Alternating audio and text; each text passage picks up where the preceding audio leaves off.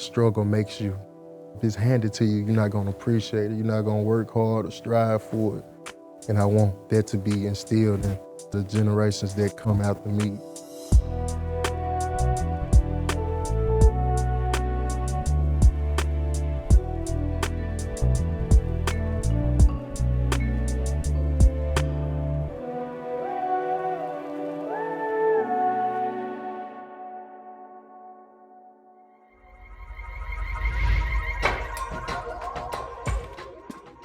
In 2010, a music-obsessed 14-year-old in Memphis had an idea. Brightevious Lakeith Chambers, aka Tay Keith, fell in love with music via the expansive possibilities of the internet. And blessed with an ear for beats, he became a successful local producer while still in high school. Before he'd graduate college, Tay would helm regional classics for artists like BlocBoy JB, and then, in quick succession, a string of smashes for global superstars like Drake, Travis Scott, and Beyonce, among many others.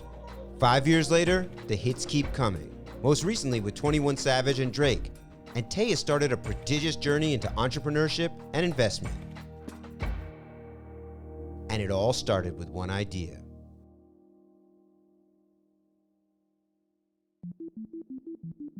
How did your parents' professional life inform your career ambitions? When I was born, like, my daddy was in and out of prison. And I think like by the time I got like 7, 8, he just wanted to focus more on being his children's life. So he was a locksmith, changed locks all the time, and people get locked at their cars. You know, it's a hustle. I just remember getting picked up on the weekends, and I'd be out to like 9, 10 o'clock with him doing his locksmith calls. So just watching him work was... Yeah, watching him work, going to sleep in the car, waking up, we still there. My mama did her. You know, she was a secretary too at the school for a couple of years, but she did that on the side, but her main hustle was doing her. So I always seen my parents make their own money. They always their own boss. So they were kind of entrepreneurs in their own. And they both had trades. They didn't go to college, but they had trades. The most important ideal I ever had was being my own person, being a leader, not a follower. I think the whole concept of that is generic but so powerful.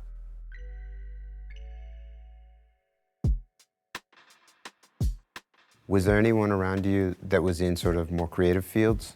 My stepfather, his brother was a DJ. So that was for sure an influence on me also. He was DJing all the time. I got to start watching him, going home, downloading DJ software on the computers, playing with that. I know at around 14, you had an HP computer at the house and started messing around, making beats.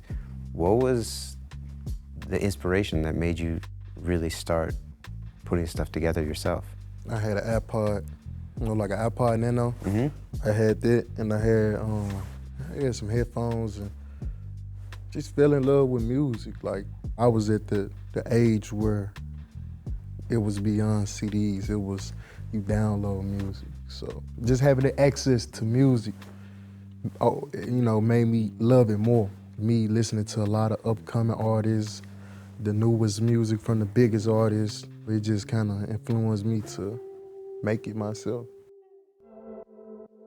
How did you figure out how to start making beats? I was on SoundClick trying to find beats to rap on. It's a website. What was SoundClick? It's a website with like all of the producers of the internet, when the internet wave first started for, you know, producers. So it was like a producer named Superstar O, like Cash Money AP. He actually a big producer now, Cash Money AP.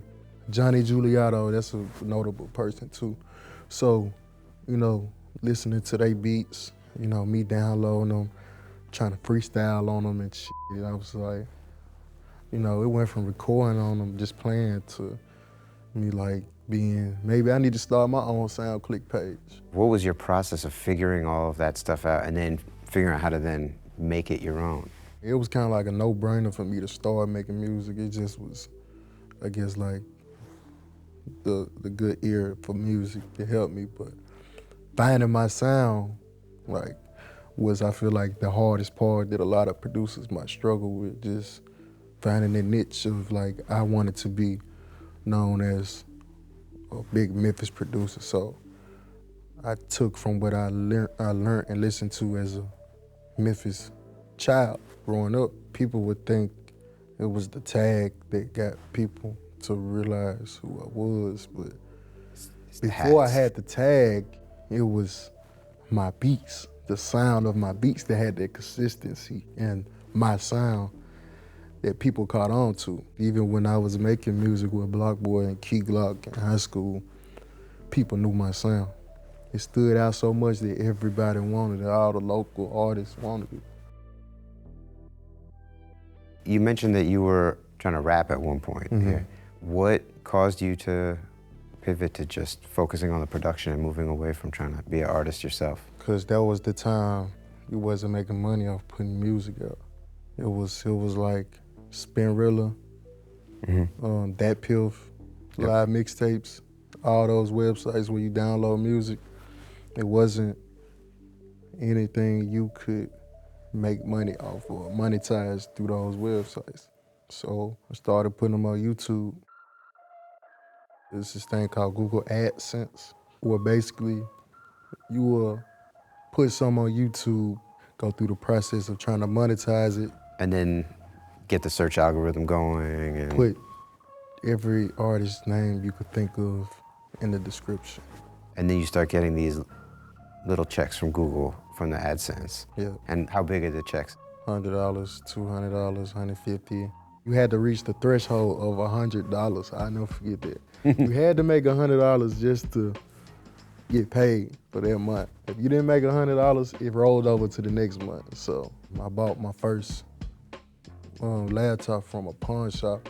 It was like an E-Machines, a cheap $40 laptop or something. It got the job done. That laptop really was the start of, because it was my own.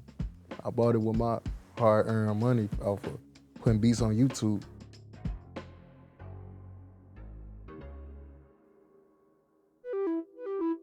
I know your mother got you a keyboard right around the same time. Yeah. By this time I had moved with my daddy, and my mama had me a keyboard for Christmas. And long story short, something happened. It was a shootout. The house, my keyboard got hit. Was everybody in the house, aside from the keyboard, okay? Yeah, nobody got hit. Okay. That was the only thing in the house that, from what I remember, there was actually hit in the house, which was crazy. But at the time, my daddy was paying for piano classes. I know he was spending money that he didn't have, really. And I was like, I wasn't really understanding my teacher at the time in the keyboard class. I didn't really want to be there. I guess I wasn't mentally there to learn how to play the piano. So I looked at it like, man, I'm gonna still find a way to make hits, even without it. What was the first time one of your beats got to an artist and they made a song to it? It probably was my homeboy, Baby OG, in high school. At the time, I was making beats, trying to figure out what's the best way to, get them out there besides putting them on YouTube. He rapped on some of my beats, and it just went from there. He was the first artist who got my beat on the radio. It was a competition they was doing on K97 or Hot 107.1 in Memphis. And at the time, I was just going through a lot with my mom and the family. It was just a hard time for us, struggling. And I was sleeping on the floor at the time. I didn't have no TV, but I had a radio. It was just a crazy moment for me. Like, I couldn't believe the shit that I'm going through in life. I was able to hear my beat on the radio. It was a precious moment for me. What are the qualities about yourself that you hold on to the most tightly? Being genuine and being kind. Another one is being humble.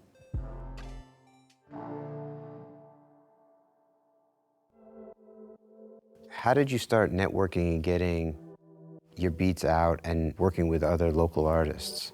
Relationships, Baby OG, and then having a relationship with him helped me get relationships with other artists. It just kind of grew from that point on, and just understanding the value of relationships. I learned that during those times, because at the time where, I was doing stuff with BlocBoy, I had a lot of other stuff going on with people I built relationships with outside of him. Like Moneybag Yo. We started working in 2015. Oh, that's Then great. like me and Key Glock. When I started with Baby OG, I started with Key Glock too. And just us having that relationship with each other built into, us having hits. And same thing with Black Youngster.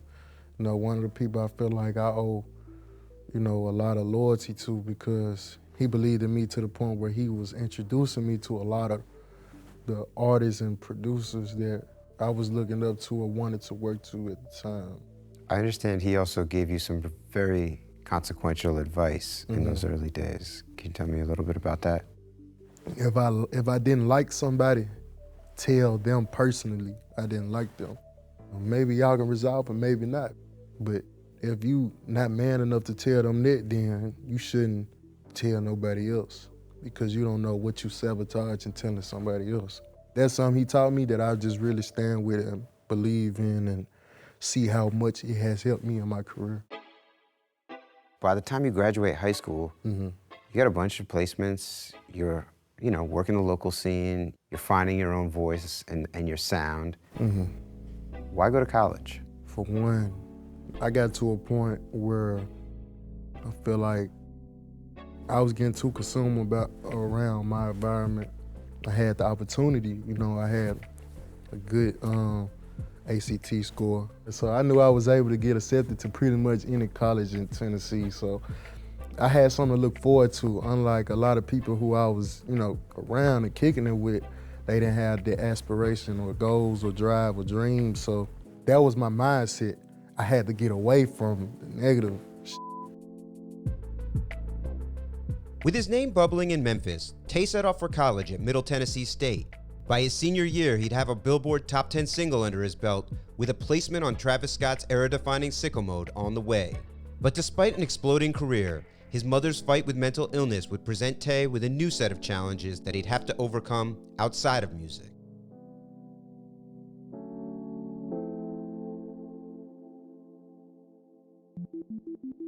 When you reflect back on that experience in college, what were the most important things, both academically and socially, that you took from that? At the time, I was making money out DJing in the parties. I was paying rent. I had 3 jobs. I quit all of them, and I was DJing like house parties then, getting my name up to a point where people would even come to my parties if I was DJ parties. So I started making 150 here weekend, 200 this weekend, decent money, at least enough to pay the bills. My social life and my academic life were 2 different things, but I ended up bridging them together because me being who I was at the parties and DJing and stuff, a lot of people helped me out when it came to school too. When you're DJing these parties, you get to see how people are reacting to records in real time. Did that influence your thinking about the music that you were making? BPM-wise, for sure. That's when I learned the importance of the speed of the beat. When I was DJing the parties, I was realizing it was people dancing to the songs from this mid-range BPM, like 65 to 70 BPM. And I was like, you know what? I need to start making beats in this same range. First, I was making slower beats. But it was still hits though, like local hits. But I was like, this kind of like that range and tempo that I need to stick with.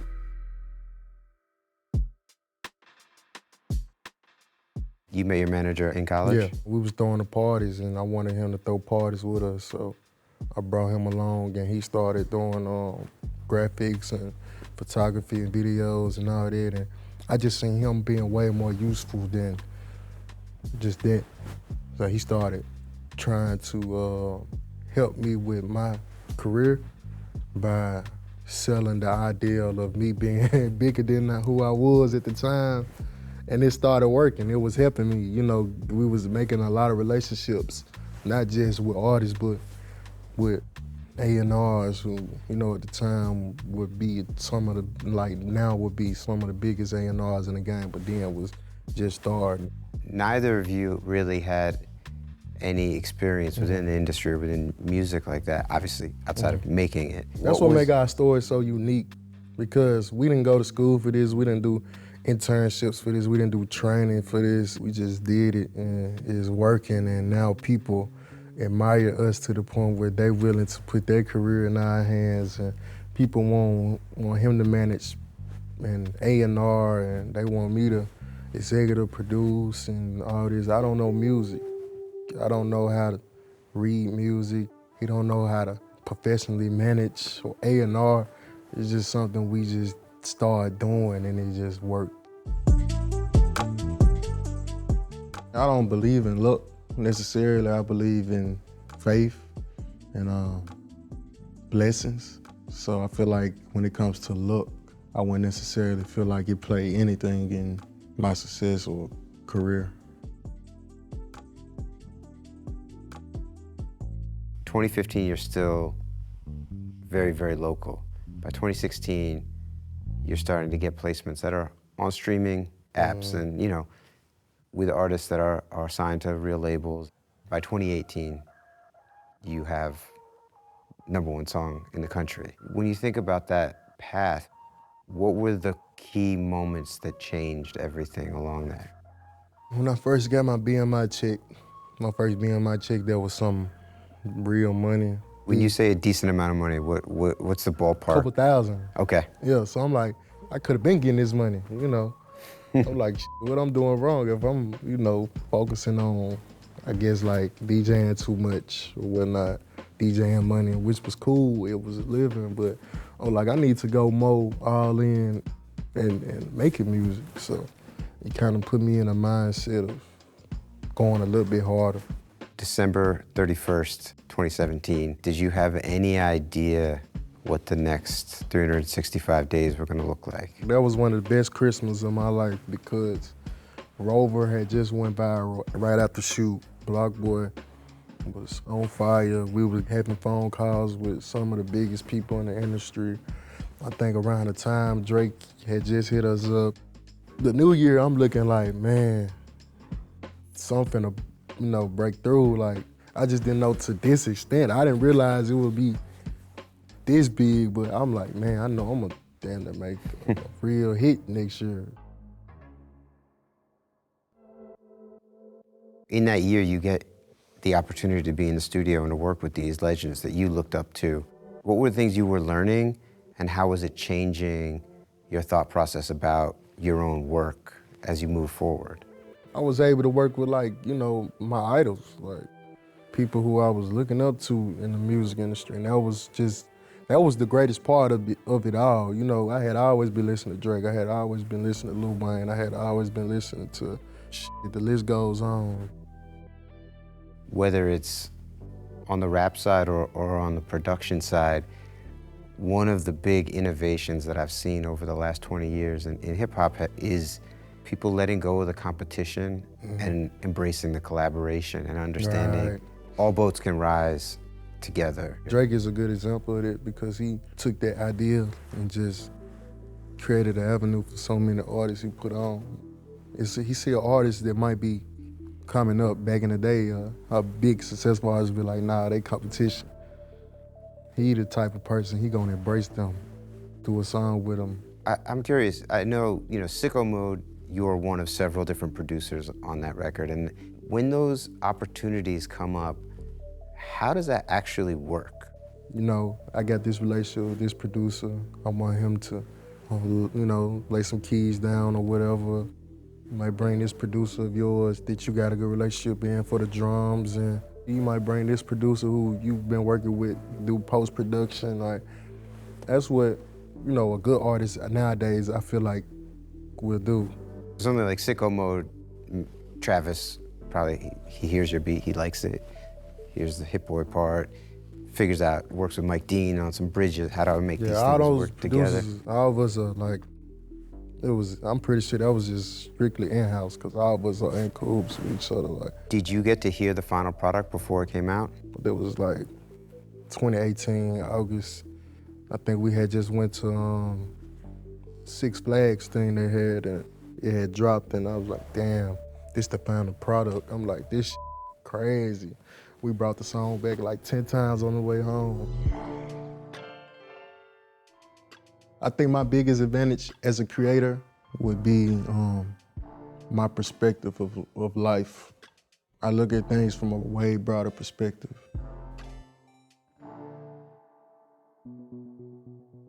In 2018, you are experiencing incredible professional highs, but I know you're also going through a lot on the personal side with your mom, you know, both with her mental health and also she was dealing with cancer at the time.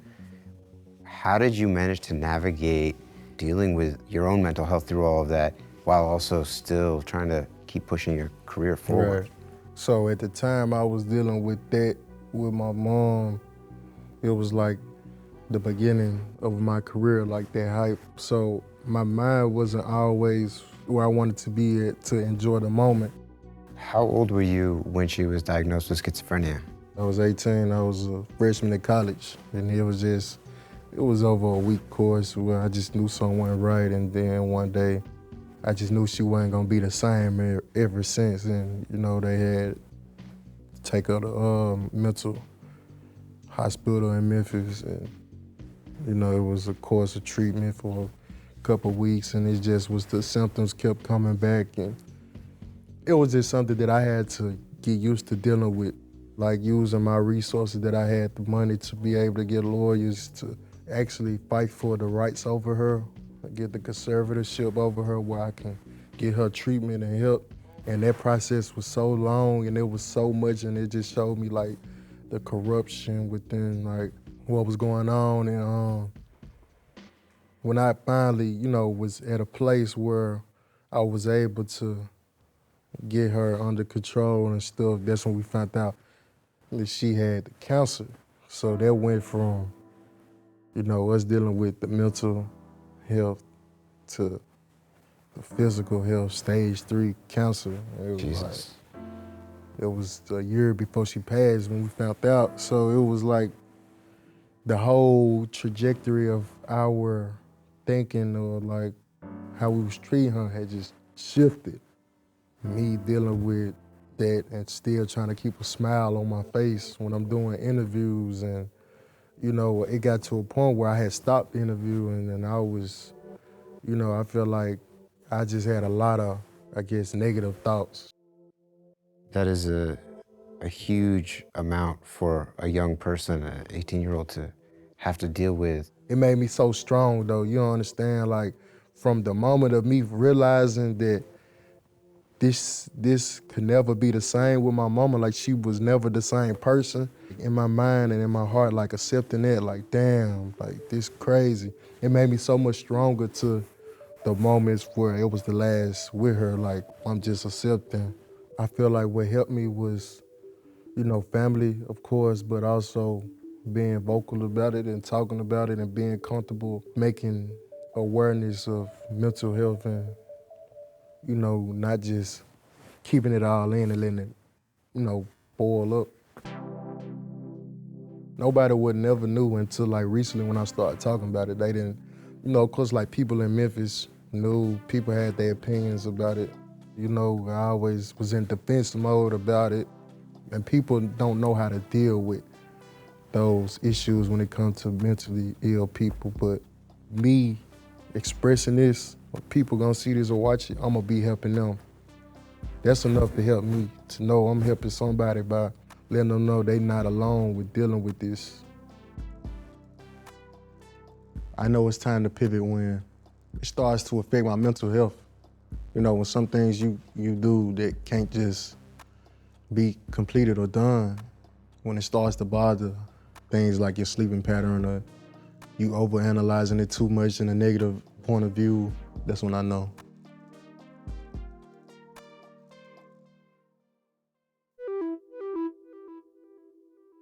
In 2018, you have this breakout year and you really elevate and become a celebrity in a real way.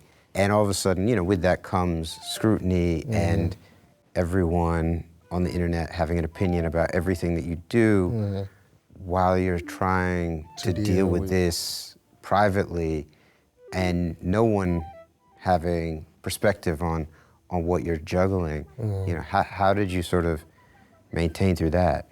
God had already prepared me for this. I just always went through like misery growing up. Basically, when, you know, things started looking up for me in life and I was able to become, you know, successful in what I was doing, the problems that I had then, it was like they was 10 times worse. You know, who expects for their mom to, you know, lose her mind, and, you know, it just ain't the same person, or deal with something like that when you got all this success. God had already prepared me to get to that level where I can deal with whatever he sent my way or he want me to go through to make me even stronger. Sadly, Tay's mother passed in November of 2021.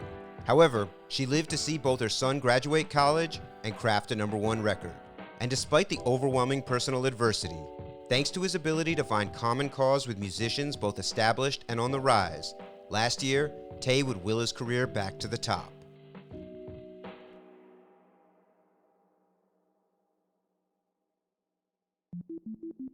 You know, obviously this year has been, again, huge for you. We all work in entertainment. We're all sensitive to when we're hot and when we feel a little cool. Right. How did you manage your way through that and not let it get you down, or just keep moving forward? One thing that I really did that helped me was keep working with the up and coming artists. So at the time it was like Pooh Shiesty, Big Scar, the new 1017 artists, and, you know, the new artists who was coming up in Memphis.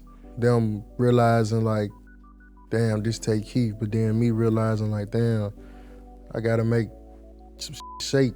Obviously trends come and go in music, and, you know, at certain points you have that serendipity that everything is like lightning, you know, 2018. The thing you're doing just becomes the thing. Right.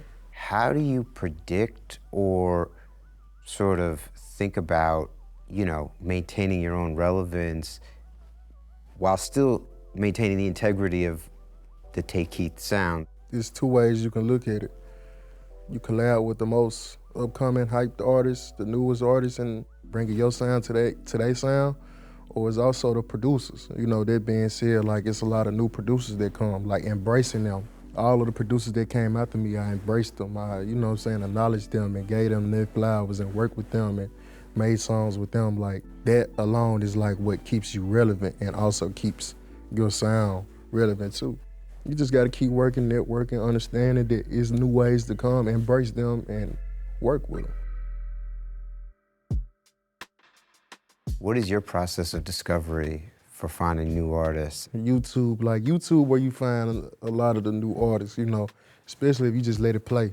You're gonna see what's hot. You know, if you click on an artist that you like, upcoming artists, and you just let it play, more and more upcoming artists gonna keep, you know, playing. And then it's like, you hearing what's going on in the streets, you know, just me being who I am and the artists and the people that I, you know, I'm connected with, you know, I still have that connection intact. So I'm knowing what's hot, what's not, who people with, who they not with. Is this artist cap and they rap, or, you know, it's really going on? Like, you just know you hearing this, and that point of view, like me being able to reach out to these artists and work with them and help change their life for the better, it just make me feel good too. Part of it is it's part of the job, right? But then it's the other like, part is you feel like it's paying forward to. Like how you looking at how like Drake, how he can single-handedly make people millionaires now. Give them, you know, hits and shit.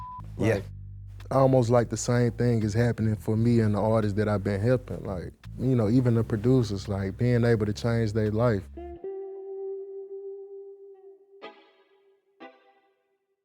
Which is more fun for you at this point? Making a street record with a Key Glock or Moneybagg Yo, or one of these high stakes sessions with an A-list, you know, with a Beyonce or a Drake or someone like that? It's the same. You know, it's always a thrill because one thing you can take from, you know, what I guess I created with making these street records, it has the potential to be a hit, a street record. Like, you don't expect it to be a hit. You can expect it to be a club banger, and you know, it get played in all the clubs in the South. As far as like those big artists like Beyonce and Drake, like, you know, you just be so like, just in the moment of, I can't believe I made it to this point. As an entrepreneur, you know, you've invested in real estate and started to get into more like VC type opportunities. Mm-hmm. How do you think about making your money work for you in those spaces? I want to be in a position where I can look at music like, let me do this for fun. You know, right now, of course, it's fun, but it's competitive. It's for the bills, it's for the lifestyle. But I cash out on one of these, you know, companies I'm invested in, 20, 30 years, and I just sit back and be like, man, I'm gonna make a song with this artist just because I want to today. And don't care what they do with it, you know, I give them, you can have it. I just want to create this. When I get to that point, I know I'm gonna be like, that's what I would consider myself like accomplished when it comes to myself outside of music. Is success as satisfying as you thought it would be?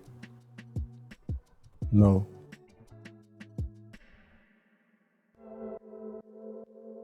When we were talking before, you know, and I asked you if, in hindsight, success is as satisfying as you had hoped it would be, you were very quick to say no. How would you describe it if you were talking to, you know, a 16 or an 18-year-old that's trying to make it as an artist or a producer or something in entertainment? What do you think is a realistic expectation? I think the realistic expectation to be successful would be what makes you feel like you're complete.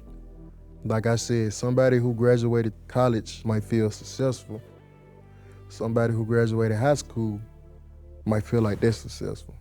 Well, who is the judge of this being successful and this not being successful? It's what you take it as, whether you feel like it's a completion. So me saying that means I'm not where I want to be as far as success means I'm not completed. I think I have higher tiers to go or to accomplish before I feel like I'm successful. And who knows, I might accomplish those things and then later on, I might be like, damn, I still don't feel like I'm successful. Or it's just a mindset that I have to keep going no matter what. I might be doing this until I'm dead, you know what I'm saying? Trying to achieve success. You're now an honorary professor. Honorary professor, yeah. But I do want to go back. I want to get my master's for sure. I was first generation to go to college from hundreds of years of my family legacy. My parents, my grandmama, great-grandmama, great-great-grandmama, they, you know, fought and went through what they did for this to happen, this moment. My ancestors didn't even have the right to go to school. Me being in my position, I feel like I gotta at least achieve the highest I can. So I'm gonna keep going. I think it's fair to say that you've already done things that will change the trajectory of your family forever. And you know, to speak on that, I feel like you also, like, I don't have kids, but I'm hard on my nephew. I want him to know, like, life might be set for you when you turn 18, but you gotta work hard for this. I want you to understand the struggles that I went through to get to this point. I want them to understand that struggle makes you, you know, that determination, you know, if it's handed to you, you're not gonna appreciate it, you're not gonna work hard or strive for it. And I want that to be instilled into the generations that come after me and my family.